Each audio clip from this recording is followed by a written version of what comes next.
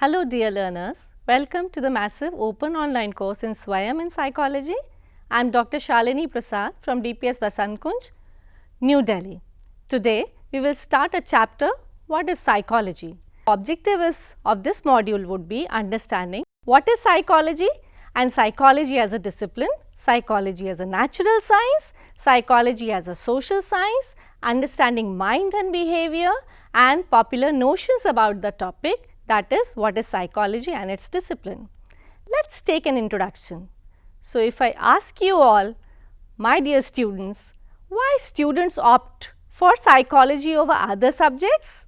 Generally responses to these questions are truly bewildering, but mostly the students give response such as they want to know what is others thinking about them. But then one also comes across the responses as knowing oneself, knowing others, of knowing more about the specific responses, knowing why people dream, etc., etc. Why people go out of the way to sometimes help on the roads, others, why beat others more, so many of them. So, the most common question arises as why people are generally unhappy. What changes should they bring about in themselves if they desire happiness for themselves in their lives? Now, we will understand some of these questions. So, what changes is going to be there or they should bring about in themselves if there is a desire for happiness in their lives? So, all this could be answered by understanding psychology as a science, psychology as a discipline. Psychology is basically the study of human mind and also the human behavior, which in turns works as a phenomena of stimulus and response. So, every behavior has a response attached to it. Let us take a deep insight over the concept of psychology while understanding its various fields and its disciplines, its branches along with its evolution. Now, let us talk about what is psychology. Definition? Yes, we would like to know that. So, psychology is defined formally as a science which studies mental processes, experiences and behavior in different contexts. Studies mental processes, experiences and behavior. Now, this study of human mind and behavior, it means a science or a study of the subject. Now, let us talk about the concept of behavior. What exactly is the behavior? What exactly is experience and its mental processes? So, when we talk about nature of experiences, it can only be understood by analyzing the complex set of internal and external conditions. What is behavior? Behavior is the response of reactions that are made of activities in which people are engaged in. They are overt, they are covert. Behaviors which are associated with some stimulus in the environment of changes that happen internally. Let us talk about mental process. We use our mental process when we think, try to solve a problem, to know, to remember something. So, one level at which these mental processes are reflected is the brain activity. So, as we think or solve mathematical problem, our brain activities can be observed using the different techniques of brain imaging. You must have come across with this. However, we cannot say that brain activities are mental processes are the same although they are interdependent. So, mental activities and neural activities, they are initially overlapping processes, but they are not identical. Unlike the brain, the mind does not have the physical structure of the and it does not have a location. So, where does mind? So, mind, it emerges and evolves in our interactions and experiences in the world that get diametrically organized in the form of the system which is responsible for the occurrence of the behaviors or the various mental processes. Brain activities, it provides important clues to how our mind functions, but the consciousness of our own experience and the mental processes are much more than the neural or the brain activity. So, even when the conscious or when we are asleep, some mental activities go on. Let's talk about some experiences. Now, what exactly is an experience? You must be experiencing every day. Now, experience is something which is very, very subjective in nature. We cannot directly observe them. Or to know someone, how do we know that somebody is experiencing? Only the experiencing person can be aware of the conscious of his or her experiences. So, thus, experience is something embedded in our awareness or consciousness. Psychologists have focused on experiences of pain with or being undergoing, which is very, very terminally ill patients, or of the psychological pain felt in the bereavement, somebody losing somebody, besides the experiences which lead to the positive feelings such as being romantic, the kind of elation you get in that, similar kinds of feelings. So, experiences are influenced by internal and external conditions of the experiencer. So, if you are actually traveling in a crowded bus which is very, very hot and a dry hot summer day, you may not experience the usual discomfort if you are going for a, yes, you are right, with your friends and for a picnic, which definitely with your close friends, and then you do not feel that pain and agony. Let us talk about the behavior now. Behavior, these are the responses or the reacting or the reactions we make to activities we engage in. So, when something is being hurried at you or something when is hurried on you or your eyes blink in a simple, it is a simple reflex action. So, you are taking an examination and can feel the heart pounding, which you must have come across so many times, dear children. You decide to go for a particular movie with your friends. Behaviors may be very, very simple. It could be very complex. It could be very short. It could be very enduring. Some behaviors are overt. They can be outwardly seen or sensed by an observer. Some are very, very internal and covert. So, when you are in a different or difficult situations while playing a game of a chess, you are right, it is a difficult game because I do not know how to play it. So, when you are playing a game of chess, you almost feel your hand muscles twitching, trying hard to or experiment with it, definitely make the moves. All behaviors, covert and overt, they are all associated with the triggered by some stimulation in the environment or changes that happens internally. For examples, behaviors are responses or reactions we make or activities we engage in. Examples of overt behavior would be blinking of an eye when it is something or when it is hurdled as a person, withdrawing the hand immediately after the touching the hot pan. Examples of covert behavior, let us talk it out. Twitching of the hand muscles while playing the game of a chess, pounding the heart during the interview, you must have come across sometimes in your life. Let us talk about the relationship between the mind and behavior now.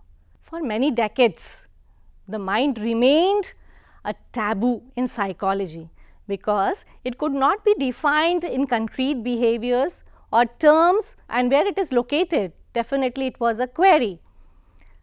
And indeed, so if this term mind has returned to psychology, we should thank our neuroscientists like Sperry and the physicists like Penrose, who have given so much of respect which it deserved it now.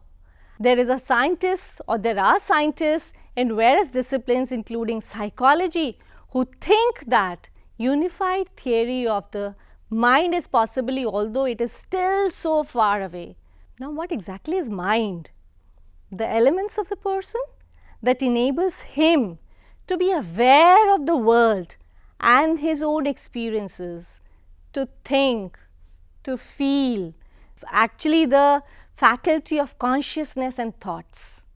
The levels of mind The conscious mind includes everything that we are aware of. So, that is the aspect of our mental processing that we can think, talk rationally. The preconscious mind is the part of the mind that represents ordinary memories. While we are not consciously aware of this information at a given time, we can retrieve it, we can actually take it out and put it into consciousness whenever it is required. Recent studies in the neurosciences have established relationship between mind and behavior using how? Positive visualization, techniques and feelings, positive emotions. So, recent studies in affective neuroscience have already shown that there are relationship between mind and behavior. So, it has been shown that using positive visualization technique, yes, you are right, positive visualization techniques and feeling positive emotions, one can bring about significant changes in the bodily process. Dear children, have you heard the name of Ornish? Please go and search something great studies related to Ornish. Ornish has shown that it is a number of studies with his patients. In his studies, what he found was a person with the blocked arteries, yes, I am right, with the blocked arteries was made to visualize that the blood that was flowing through his blocked arteries, after practicing this creative visualization over a period of time, it was found a very, very significant relief, and it was found and obtained and established by these patients that as the degree of the blockage definitely became significantly very less. So, use of mental imagery, that is images generated by the person in his or her mind, have been used to cure various kinds of phobias. Phobias, you must be wondering, you must have heard the term.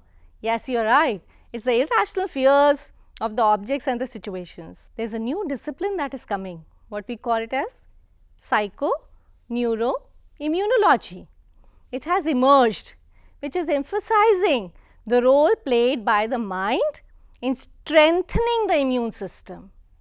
Now, let us talk about psychology as a discipline.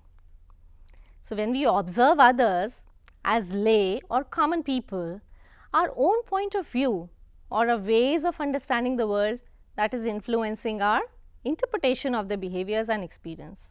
Psychologists, they try to minimize such biases in their experiments of the behaviors or the experiences in various ways. Some do so how? By seeking to make their analysis more scientific and objective. Others seek to explain behaviors from the point of view of the person who is experiencing that. Why? Because they think that subjectivity is definitely very necessary, as it is an important aspect of human experience. In the Indian tradition, self-reflection and analysis of the conscious experience is held to be the major source of our actually understanding the psychological understanding. So, many Western psychologists, they have also been emphasizing this role of self-reflection and self-knowledge in understanding the human behavior and their experience. So, regardless of the differences in the way, how do we see psychologists go about to study the behavior, mental processes and experiences. They seek to understand, explain actually them in a very systematical and very verifiable manner. So, we will be doing in great detail what is verification and verifiable manner. There is a difference in the approaches or in approaching the common field for the advice that is given by or them by the psychologists. Psychologists is definitely preferred. Why? Because you are right, you are able to recapitulate it very nicely here. They reduce the biases in explanation of these behaviors. It involves scientific analysis. They are trained professionals, explain behavior, mental processes and experiences in a very systematical and a verifiable manner. Psychologists, though it is, or psychology we would say, though it's a very old science, knowledge of discipline, it's a very young science. If one definitely were to like the year of the founders of the first laboratory, trace back, search, please go, look for it. Yes, we were there in 1879 in Leipzig. However, what kind of science was psychology? Still there remains a matter of definitely a debate, particularly because what the new interfaces of it is that having emerged in the recent times. Psychology is generally categorized as social science also, but it should not come to you as a surprise that not only in other countries but also in India, it is also the subject of study offered in the faculty of science, both at the undergraduate level as well as the postgraduate levels. Now, in fact, two of the most sought after emerging disciplines which is continuously borrowed from psychology is neuroscience and computer science. So, some of you would definitely be asking and aware of it also as well, that in developing the brain imaging techniques like MRIs, EEGs, which is making it possible to study brain processes in real time. That is, so when they are actually taking place. Similarly, in IT areas, both human computer interaction, they are talking it about artificial intelligence cannot be possibly grow without the psychological knowledge in the cognitive processes. Thus, psychology as a discipline today has two parallel streams. One which makes use of the methods in the physical and the biological sciences, and the other which makes use of the methods of social and the cultural sciences in the study of various psychological and the social phenomena. These streams sometimes converge only to drift apart and to go like the separate two ways. In the first case, psychology considers itself as a discipline which focuses largely on the biological principles to explain the human behavior. It sometimes, or it assumes that all behavior phenomena have causes which can be or can be discovered if we can collect the data systematically under the control conditions.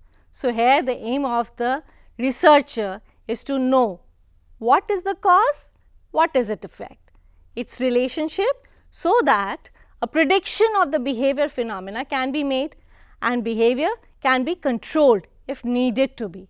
So, on the other hand, psychology is also a social science, focusing only how the behavior phenomena can be explained in terms of the interaction that takes place between the person and the socio-cultural context of which definitely he or she is a part. So, each behavior is a phenomena assumed to have a multiple causes. Let us summarize. First psychological laboratory, where it was opened? Yes, in the Leipzig in 1879. Psychology is considered both as a science and a social science. Psychology is a science. Why? Because it is the physical and the biological process. It considers science and the social science. Social science, why? Because it is embedded in the cultural and the social context in which the individuals are definitely fabricated. Psychology as a natural science and as a social science, they merge together and they also drift apart. Why? Because they run parallel to each other. Psychology is also vastly borrowing from each other like neurosciences and computer sciences. Now, let us talk about psychology as a natural science. Modern psychology, they has developed because of the application of these scientific methods to study the psychological phenomena. Science, it places a great deal of emphasis on very important objectivity, which can be obtained how? If there is a consensus on the definition of the concept and how it can be measured. So, psychology is definitely influenced by Descartes and later on by developments in the physics and has grown up by following what we call as hypothetico-deductive model. The model suggests that scientific advancement can take place if you have a theory to explain that phenomena. Let's take an example in elaboration. Physicists have what called as a Big Bang theory to explain how the universe came into the form. Theory is nothing but, or else when we say, but it's a set of statements about how a certain complex phenomena can be explained with the help of a preposition which are interrelated.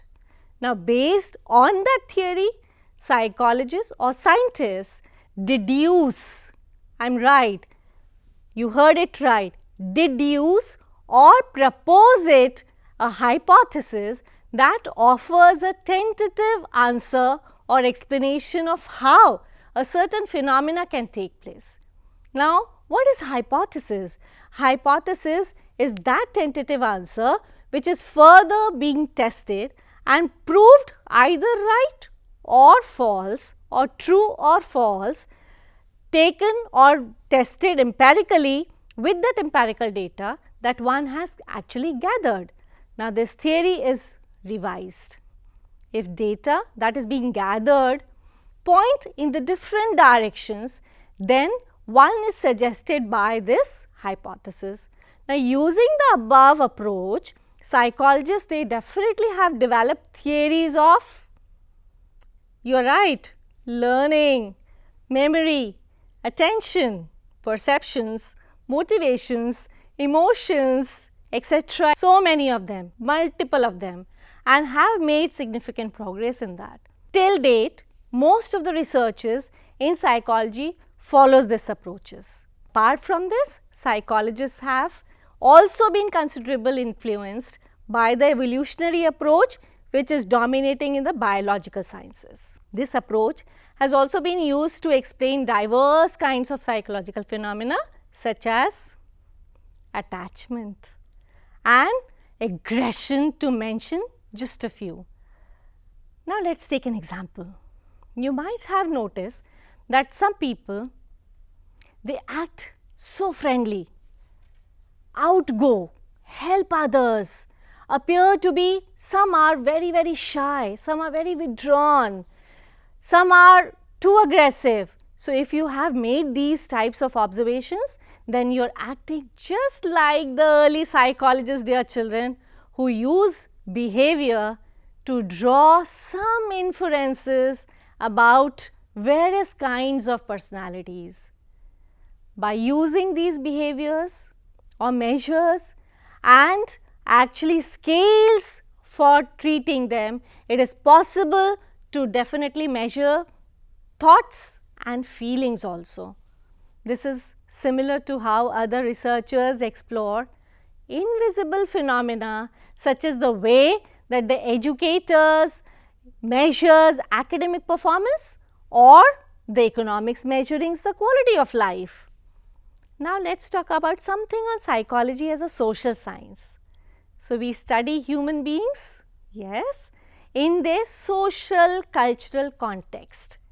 Human, they are definitely creating their own environment and get affected by the socio-cultural context. So, our relationship with the nature, our experiences, our mental processes, social and the physical environment, cultural environment, they all affects our behaviors and our thought process. So, we are what our environment is making us. So, psychology is dealing with human behavior and experience in the context of, very important, you are right, society and culture. Let us understand what is mind and behavior. Do we have some relationship? Yes. Psychology began as a study of consciousness and it definitely turned to the study of observation or observable behavior. There is a difference. The behaviors what can be observed is called as an observable behavior. So, today it is a science of both behavior as well as the mental processes.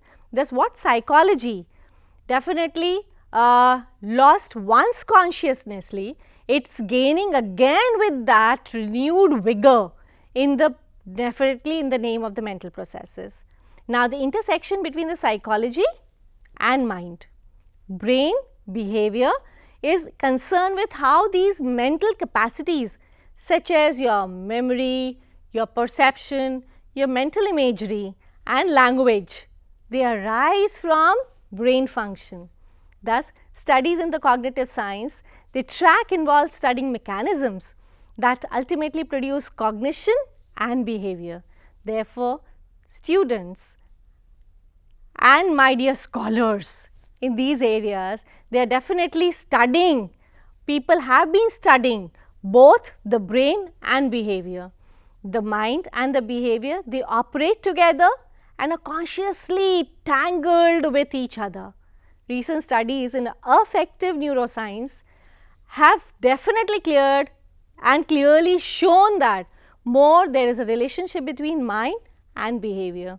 So, it has been shown that using positive visualization techniques, feeling of positive emotions, one can bring about significant changes in our bodily processes.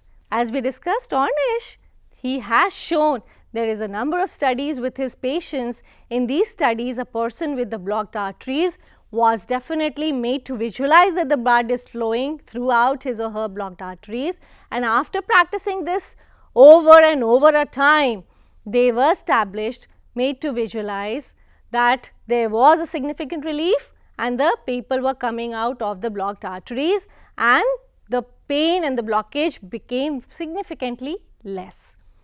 Now, use of mental imagery. Now, what is it? Mental imagery, these images, they are geared up with the person or they are generated by the person to have his or her mind, has been used to cure the various kinds of phobias, irrational fears, objects and situations.